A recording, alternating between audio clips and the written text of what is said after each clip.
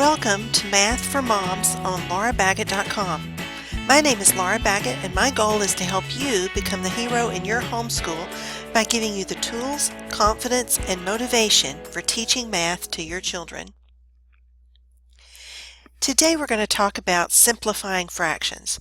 And as you can see here, it's going to be a two-part series. Today we're going to focus on what's going on behind the scenes, kind of getting pictures in our minds of why fractions will reduce terms or simplify to lowest terms. And then in part two, we'll analyze how to do this purely mathematically, kind of the nuts and bolts of how to do it. So why is 1/4 equal to 2/8 equal to 3/12 equal to 4/16 and so forth? Why are those all equivalent fractions? Well, if you see in these drawings that I've got here, the top left one is divided into 4 pieces, and then I've got 1/4 of it shaded in. If you go to the right, then, now that circle is broken down into 8 equal pieces, and 2 of them are shaded in. But yet, it's the same size as the 1 out of 4. The same goes for down at the bottom, where we have 3 out of 12 shaded in, and to the far bottom right, where we have 4 out of 16 slices shaded in. The total amount of shading is the same, no matter how many pieces that the circle might have been divided into. We can also look at it this way, as 1 out of 4 objects, or 1 group out of 4 groups. So on the top line, we've got 4 distinct stars with different colors. So each one then represents that 1 out of 4. On the next row, there are 8 stars, but if we look at them as 4 groups, as each color representing a single group, then the 2 stars over here would represent 1 of the 4 groups, but also 2 out of the 8 stars. Same thing as we continue down.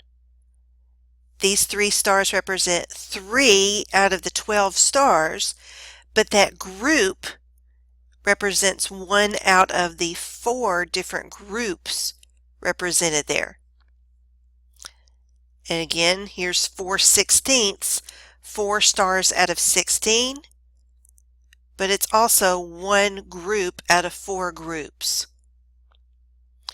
So maybe that gives us a picture of equivalent fractions. So let's think about 3/6. Now, we probably already know in our minds that that can be reduced to 1/2, but why or how? Well, if I think of this rectangle, and I'm going to divide it into 6 equal pieces. There's a variety of different ways we could do that, but let me just draw. Again, my handwriting may not be exactly perfect, but let's imagine that those are all 6 equal shapes. So then if I go back and shade in 3 of those,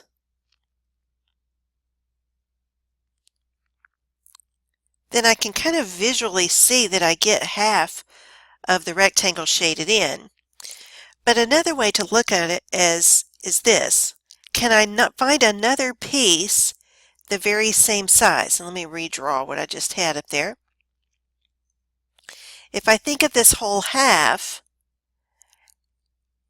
as one piece, can I find another piece the very same size? Well, yes, the other side over here is going to be the same size. So instead of 3 out of 6 blocks being shaded in, I could think of this as, well, 1 side, 2 sides. It also is going to be 1 out of the 2 portions of the rectangle. 1 out of 2 equal pieces. So we see that 3/6 then is the same thing as 1/2. 3/6 of the whole rectangle is the same thing as 1/2 of the whole rectangle. Suppose we have 3/9. Well, here again, we could think of it as 3 out of 9, like that. Actually, let me erase it and go the other way. 3 smiley faces out of the 9 smiley faces. But notice that also, like with the stars at the beginning when we looked at it earlier, we can also think of this as one of the groups. If we have the 3 yellow smiley faces being one group, the 3 green ones being one group, and the 3 blue ones being one group, those are 3 equivalent or equal groups. They have the same number of objects within them. And so each one represents 1 out of 3. So 3 smiley faces out of 9 smiley faces is really the same thing as 1 group of smiley faces out of 3 groups of smiley faces. How about 4/6? Well, again, we've got 6 hearts here, so 4 out of 6 would be this many. Okay, so we can kind of picture 4 out of 6. But can we reduce that any further? Well, if I think of this 6 instead of 6 individual hearts, if I thought of it instead as 3 groups of 2 hearts,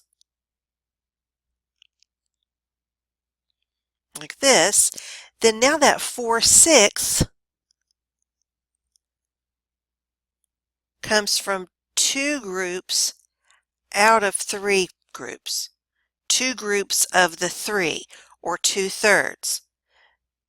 So 4/6 of the total is the same thing as 2/3 of the total. How about 4/10? Same idea. I could think of this simply as 4 out of 10, but I could divide that 10 up into other kinds of groups. And again, what if I thought of them in terms of groups of 2? Because 10 is divisible by 2. So I could think of it as 5 groups, and then the 4/10 then comes from 2 of those 5 groups. So 2 of the 5 groups is the same thing as 4 out of the 10 suns or stars or whatever that is. Now notice something here. Even though 10, we could have divided this into 2 equal groups of 5. That would certainly work in certain conditions.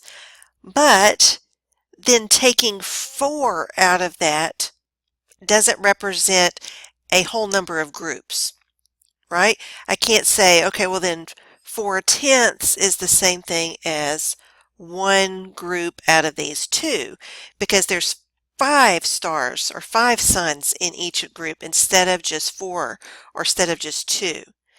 So while dividing those 10 stars into groups of 5 might work in another scenario, it doesn't work here because I can't take the 4, or my numerator, I can't divide it into groups of 5. But I could divide it into groups of 2, and so that's why this was the better scenario, because both 4 and 10 could be divided into subgroups of 2. And that's going to be important in video 2 of this series when we start talking about how to do this mathematically without drawing pictures every time. Now what if we had something like 4/7? Okay. Well, again, I can visualize 4 out of 7. But can I break that down any further? Well, we might think about how we could break down the different groups in the same way we've looked at before. One option would be to divide those into groups of 2, because then, well, we know that 4 of those is going to be the same thing as 2 of those groups. But because these other 3, I have this extra one here that doesn't fit in with a group. So I can't divide the 7 into groups of 2.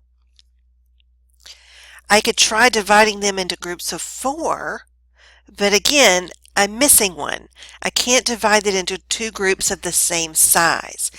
Now, that's particularly true because you might think, oh, well, it's because 7 is an odd number, but there are cases where the denominator is an odd number and we can still reduce, right? Let's see, if I had 7 out of 21, for example, the denominator is an odd number, but I can still divide it and reduce that down to 1/3. Okay, but the point is that the numerator, the 4 and the 7, can't both be divided into the same size groups. Okay, so I hope that's making sense. And again, next time we'll talk about how to do this without having to draw pictures every time.